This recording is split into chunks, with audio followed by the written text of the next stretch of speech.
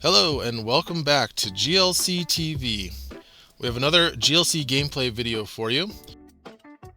For those who don't know, Gym Leader Challenge, or GLC, is an official alternative format for the Pokemon TCG created by Andrew Mahone of Tricky Gym, in which players use cards printed from the expanded era pool of sets, black and white onward, to build a deck with only Pokemon of a single type, and can only include a single copy of each card, except for basic energy. GLC decks cannot use any cards which have a rule box, which includes cards like V-Stars, EXs, Radiant Pokemon, and A-Specs. We'll talk about Mike's deck first, since it's the newer deck to be profiled on this channel. Mike is trying out the first place deck from the 50-player Cardboard Warriors tournament in Baltimore a few weeks ago, which is a Lost Zone deck that was designed and played by Tsubi in Baltimore. Similar to the version in Standard, this deck uses the tried and true strategy of using Lost Mine Sableye to decimate the opponent's board with a flood of damage counters. And despite GLC being a singleton format, this deck is extremely consistent at getting to 10 cards in the Lost Zone, sometimes within a few turns, thanks to a Lost Zone engine built around Comfey and the supporter Colress's Experiment, and importantly, a bunch of cards that can search for and recycle the Experiment, like Mewtwo and Bayonet, which itself puts 2 cards in the Lost Zone while putting the Experiment back in the hand. Along with several items that can each put 2 cards in the Lost Zone, this deck can get to 10 cards in the zone surprisingly quickly, considering that it only has access to 1 copy of Colress's Experiment and Comfey. Landon is playing his Psychic deck, which uses the common Stage 2 duo of Gallade and Tinkaton as both powerful support Pokemon that also have great attacks. But the real spice in this deck is the Munkidori from Twilight Masquerade, which can transfer damage counters from its side of the board to the opponent's Pokemon so long as it has a darkness energy attached, facilitated by the damage counters generated from Giratina's Shadow Impact. The healing provided by this Munkidori could be a major factor in this matchup.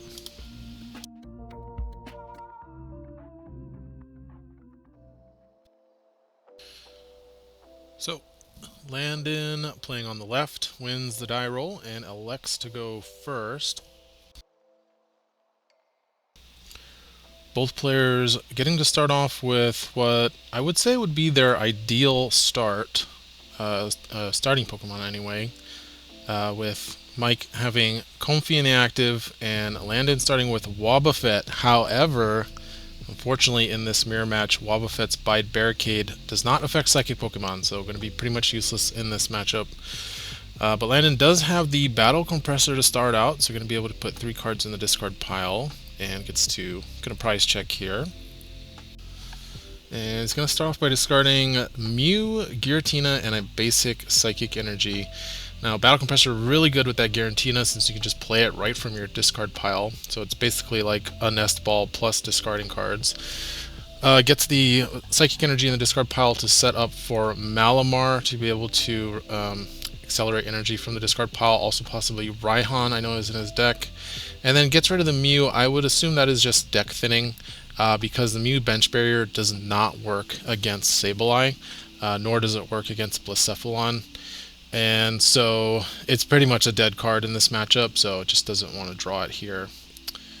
I'm going to go ahead and play the Giratina from the discard pile, with no targets though. It doesn't get to put any damage counters on anything on the bench. And just going to pass the turn there, so not attaching to the Giratina. Mike going to start off with a Level Ball, has Comfey in play, pretty much the ideal start to have the Comfey active, so you can just go ahead and Flower Select on your first turn and start getting cards into the Lost Zone. Now, Lost Zone Psychic is a deck that I know it takes a lot of skill to pilot, just like in the Standard version, in fact probably even more so since it's singleton. Every card you're looking at with Comfey and with Colress's Experiment, every card that you have to Lost Zone or make a choice, that's your only copy of that card when you give it up, for the most part. So, you know, there's a lot of tough choices you have to make when piloting this deck. Now, it does have a lot of redundancy, a lot of duplicate effects, so it's not that horrible. Some cards you can let go, but you have to keep track of what resources you have so you don't accidentally like get rid of all of your recovery or something like that. And has the Colress's Experiment right off from the start as well. So really good start from Mike here. Also put down a Shuppet, which can lead into that Bennett, which again can Lost Zone itself to get back a supporter. So super powerful turn when you can Bennett 2 cards in the Lost Zone and then get back Colress's Experiment for 2 more cards. So I'm not sure what he Lost Zoned there, but I do know he Lost Zoned the Gengar, the Netherworld Gate. Not sure what the second card was though. And then going to Flower Selecting, and I know he grabbed Versus Seeker off that and Lost Zoned the Target Whistle. And that's another card that he has a redundant copy of. The Echoing Horn can also bring back basic Pokemon, and those 2 cards are really strong in the end game for Lost Zone. It gives them targets, low HP targets that they can take multi-prizes off of from the Lost Mine. Also played the Pokestop, but has not used it yet. So currently has 3 cards in the Lost Zone on turn 1. And he's got the Shuppet, so hopefully the Bennett ready to go to possibly get 4 more on the next turn. And he's got the Scoop Up Net, so that's going to allow him to reset that once per turn limit. He can replay the Comfey here. He's got the attach, so he can retreat the Shuppet and get the Flower Selecting again. So 4 cards in the Lost Zone on his first turn. Really good start for Mike here. Gonna Lost Zone Bicycle there, off with the Flower Selecting, and passes without using the Pokestop. So probably doesn't want to mill an important card before he can get access to it. He just wanted to get the Pokestop out of his hand. And by the way, if you're wondering why some of Mike's cards are black and white, they are using proxies here, to proxying the deck to try it out, which I think is a great idea, especially for a format like Gym Leader Challenge, since this is a casual game. And this is not a tournament, so. Alright, so we got Floatstone on the Giratina. Gonna Escape Rope away the Comfey. Gonna make life a little bit harder for Mike. Has the energy onto the Giratina, but problem is, and then the research, Landon's deck is a little bit slow. It's kind of a setup deck, and that's why he's got Wobbuffet in the deck. And it doesn't take KOs really fast. It really doesn't start taking KOs till like turn 3 or later. And we've got Necrozma here, also a 3 energy attacker. Can attack as early as turn 2 if he gets the Dimension Valley. Gonna spin the Pokestop, finds Rescue Stretcher and Pokemon Communication, I believe, and discards the Ralts. So yeah, with Lost Zone, you're kind of racing against the clock, because eventually, once they can start using Lost Mine and just recycling that Sableye, they're gonna start taking multi-prize knockout turns on you, and you're just gonna run out of time. Also, you won't be able to redeploy your small evolving basics when they start doing that. So really have to try to go fast against Lost Zone, and Landon's deck's not really equipped to do that. Gonna Field Blow away that Pokestop though. Makes sense, there's not a ton of important tools in the Lost Zone deck, so seems okay to burn the Field Blower here just to kind of slow Mike down a little bit, stopping him from using the Pokestop. And then gonna retreat the Giratina with the Floatstone back into the Wobbuffet, which again, not doing much with that Bide Barricade, only affecting non-psychic Pokemon. And Mike does have the Bennett, so not even slowed down by that Escape Rope, since now he's going to be able to just promote the Comfey back. As soon as he uses that Puppet Offering, 2 more cards in the Lost Zone, gets back the Experiment. He's going to be at 9 cards in the Lost Zone on his second turn, which is, I mean, I want to say it's crazy, but honestly, I've seen the Lost Zone deck in GLC do this type of stuff. It's kind of crazy how strong and consistent it is. So Colress's Experiment looks at 5 cards, going to keep 3 and Lost Zone 2 of them. It's hard for me to tell what he's looking at because of the proxies. I do see a Spell Tag here. There's a Psychic Energy, so basic energy, and I believe a supporter. It looks like a Guzma went to the Lost Zone, so now at 8, gets a Buddy Poffin to grab Duskull and Esper here. And I think Dust Skull is an interesting addition to this deck that I've not seen, or that's definitely new since Shroud of Fable came out. Really interesting way to add to the damage counters with the Dusk Noir, putting the 13 damage counters by taking a knockout. But you can also use it to manipulate your prizes for things like Counter Catcher, or like Blacephalon. You can force the Blacephalon turn. Okay, flower selecting, puts Trainer's Mail and grabs Blacephalon off the flower selecting. That now has 9 cards in the Lost Zone. That would be crazy. I mean, I've seen turn 2 Lost Mines, which are just absolutely nuts. But I don't think he's going to be able to get it off this turn 2. But turn 3 Lost Mine, that's rough. That's going to be hard for Landon to deal with. So there's Spell Tag on the Comfy. That adds more damage counters to the math. 4 damage counters if it gets knocked out. And gonna have to pass here. And Landon's kind of looks like got one more turn before he's gonna have to start facing some Lost Mine damage counters here. Honestly, I don't know how I feel about Lost Zone decks in GLC. They were very much not fun to deal with in Standard when I was trying to play Standard. And it's kind of a bummer that it's kind of like how Battle VIP Pass somehow found its way into GLC. It's kind of a bummer that Lost Zone, Lost Box decks have found their way into GLC. But I know that a lot of people like it, and it's fun. It is fun to play from just navigating the sequencing. So I won't fault anybody who enjoys it. I have ambivalent feelings about Lost Box and GLC, I think. And it's just always scary. It's terrifying to play against it because you know you're on the clock. You know you're just a couple turns away before they start just annihilating anything and everything on your bench, and you can't really put anything into play. So we're going to have Arvin from Landon here grabbing Level Ball and fighting Fury Belt. And there are ways to counter it. My favorite way to counter Lost Box is Lost City. If you can get that Sableye into the active and Lost Zone it, they basically are just down to Blacephalon, and it makes it much harder for them to win. Other ways, there's some Pokemon that can stop the Lost Mine attack, like Machoke in fighting. There's Rabsca and Grass, but those are really just temporary measures. Your opponent's going to figure out how to kill them. If they can Hex Maniac, they can Gust those Pokemon up and kill them with Lost Mine. So very much temporary measures that kind of only slow the bleeding, and they don't even stop Lost Mine from killing your active. So, alright, so we've got Level Ball for Kirlia, and that Kirlia is maybe just coming out a little bit late here with just 80 HP. Still only has 1 energy on the Giratina. Wondering if maybe he should attach to the Giratina here. Oh, he's going to discard the Darkness Energy for Refinement. Finds 2 supporters there. Not going to be helpful this turn. Still has a Darkness Energy in his hand. He's got a Psychic Energy as well. Now the nice thing is that both Giratina and the Necrozma have 130, so they can't be one-hit knocked out by Lost Mine. But the problem is with Giratina here is if he's going to be putting damage counters on his own bench with Lost Impact or Shadow Impact, that's just going to make Mike's game plan that much easier to pull off with Lost Mine and Spell Tag to take out multiple Pokemon with spreading damage counters. Nothing in the prizes, but uses Hisuian Heavy Ball for Mike to check to basically confirm his prizes here.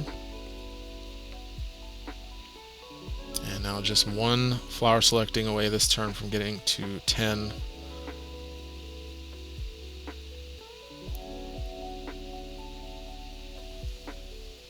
Puts looks like a Horror Psychic Energy. Now at 10 in the Lost Zone. Lost Mine is active if he has the Sableye. Yeah, there it is. I mean, it's always like, okay, they're at 10. Maybe they don't have the Sableye. Maybe they can't get. No, they always have it. It's always there, ready to go. Mystery Energy on the Sableye to power it up. But oh, he needs a way to get Comfy out of the active though. He just needs a switch here. Interesting. I'm gonna go for Evolution Incense. Has not played a supporter. Goes for Dusclops instead of Meowstic, though.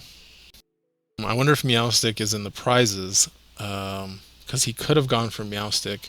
His Guzma did get Lost Zone, so he couldn't go for the Guzma for the switch. But he could have gone for Arven. There is an Arven in the deck to get a switch or an escape rope. Benches the Blacephalon. Oh, I think Landon might get a... Oh, no, there it is. There's the switch. He had it in his hand the whole time. And I'm going to switch into the Sableye, and here we're going to see most likely the Lost Mine attack. Oh, he's going to use Curse Blast here. A little bit early. For 5 damage counters onto the Kirlia. I wonder what math that fixes. So if he's doing Lost Mine, that's 120 or 12 plus 5 is 17. Minus 8 for the Kirlia gives him what is that, 9?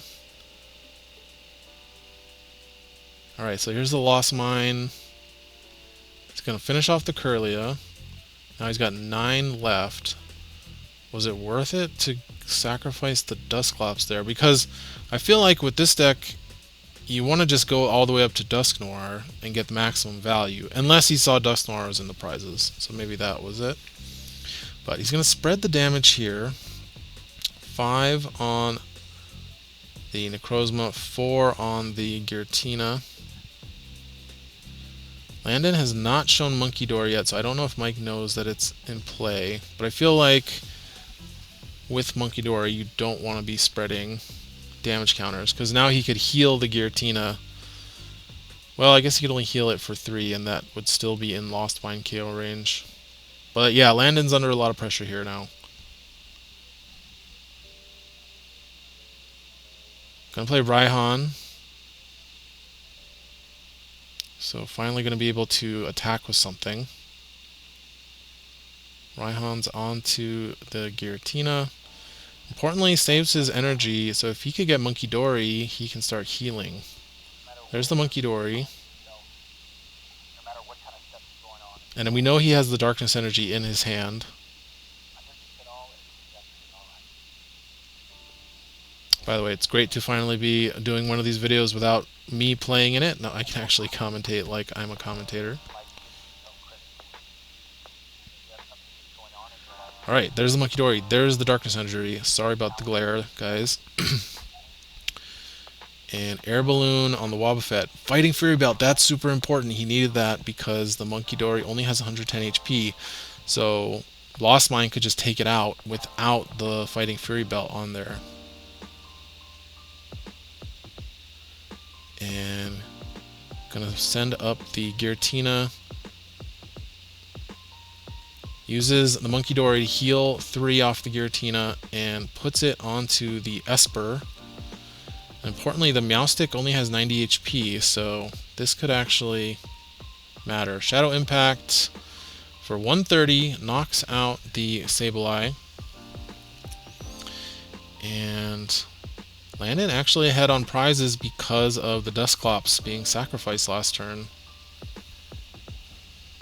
So Mike sends out the Comfey. By the way, I'm not going to be increasing the Lost Zone counter up above 10 because it's never going to come down. So, alright, Meowstic coming out. Going to use that Inviting Ears ability to grab Gladion and Clara. Okay, so Clara is going to be able to get back the Sableye and an energy.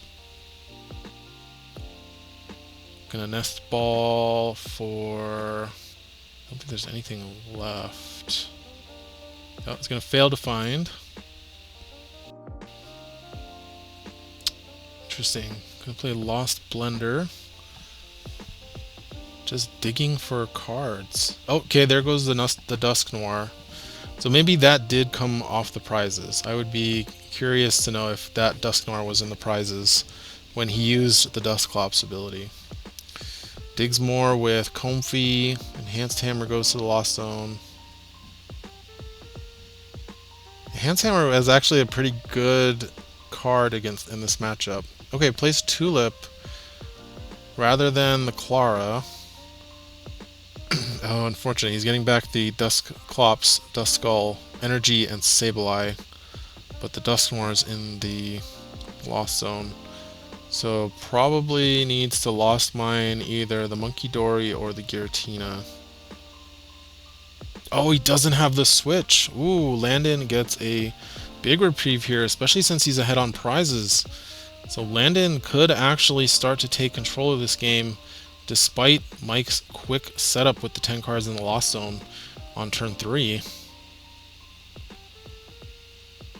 A bit unfortunate that Mike did not have the switch card there. I think though if he had gotten Meowstic instead of Dusclops, he could have gotten like an Arven to get himself a second switch for the following turn. Okay, Munkidori is going to start healing off that damage from the Lost Mine, sending it from the, let's see, oh, from the Wobbuffet. Actually, that was the damage healed from the Shadow Impact. Going to use Cynthia and Caitlyn here. Getting back.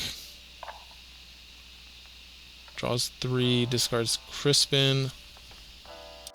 Got back the Raihan from the discard pile. And that's really smart to do that because the problem here is as long as Mike can Lost Mine whenever he needs to, it's going to be really tough to get Inkay and Malamar into play. Those cards will just get deleted as soon as they come down on the bench. And so Landon really needs Raihan to supplement his energy acceleration without being able to get Malamar into play. Because right now, putting Inkay is just a free prize for Lost Mine, while he then puts the rest of the damage counters on other stuff. Whoa, he's going to play Inkay and Tinkatink. They're both 60. That is an easy 2 prizes off of Lost Mine. That, wow. I'm not sure about that. He's got a Rainbow Energy, so maybe he's trying to power up this Necrozma as well. Okay, so maybe Landon's trying... Oh, he puts it on the Wobbuffet.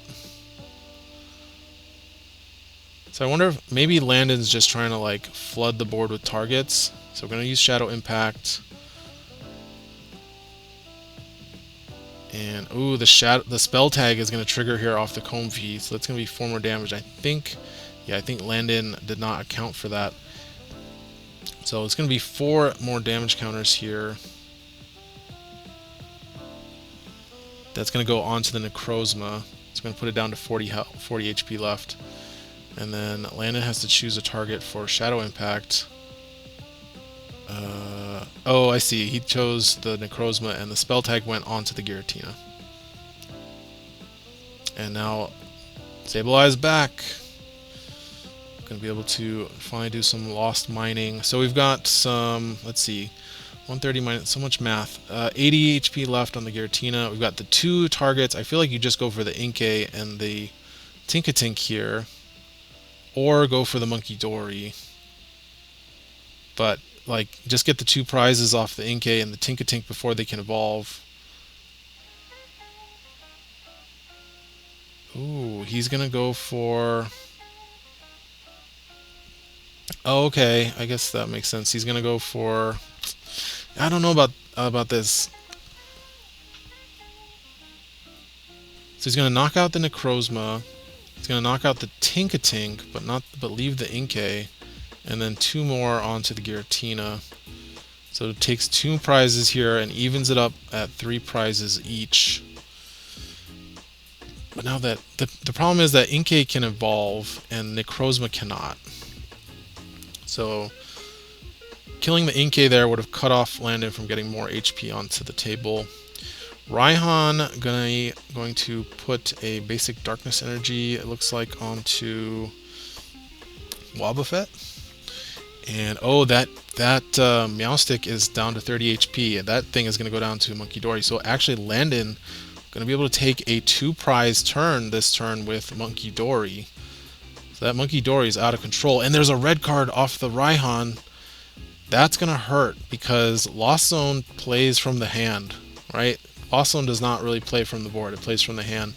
And that's going to put Mike down to 4 cards, probably losing a lot of cards. He had the Clara in his hand, so loses the Clara possibly to the deck here. And might not have a way to get the Sableye back. Yep, there's the Munkidori, going to take out the Meowstic.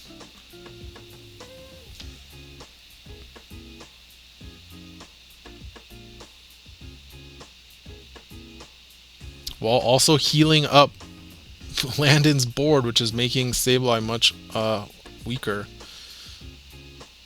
So this Munkidori is doing a ton of work and protected by that Fighting Fury Belt. And here's the Malamar. So it went from being a 60 HP easy 2-prize to now 90 HP. Was going to require most of a Lost Mine to knock out. Shadow Impact going to knock out the Sableye once again. And Landon now down to 1 prize with that 2-prize turn. Mike needs to take 3 prizes here, and I don't know if he can do it after getting red carded there. He needs a switch. He can no longer use this Dusclops because he'll lose, of course. I mean, there's 6 damage counters on the Wobbuffet. He could Lost Mine, put 5 on the Wobbuffet, and that leaves 7 onto the Giratina, which is 1 short.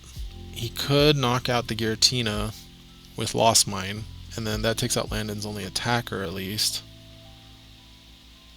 But he needs to find a way to get back Sableye, an energy, and switch. Oh no, he's going to use Curse Blast. The Curse Blast concession, and Landon takes the game with a little bit of good luck there at the mid game. Definitely was looking dicey for him in that early game where he just had nothing going on, and Mike was just turboing into the Lost Zone. But with some good luck and some hand disruption there, and some really good damage counter mitigation and management with that Munkidori and that Fighting Fury Belt, and definitely timing his placement of his Munkidori, not just putting it into play to get easily taken out by a Lost Mine without the Fighting Fury Belt. Landon able to take the win against the Lost Zone deck. So they actually played 2 out of 3. They played a best of 3 set, and I have it. I'm not sure if I'm going to record it though, since it's a lot, but if I do get some time to edit and record it, we'll come back for part 2, show the rest of the games. But for now, thank you guys for watching. Always appreciate you. Big thank you to Landon for recording this while I had to leave early, and thank you to Mike for playing on camera to give everybody a good show. Please make sure to like and subscribe if you want to get notifications, especially for like part 2 of this, if you want to see the rest of this set. And thank you everybody for watching. I hope to see you guys for the next video.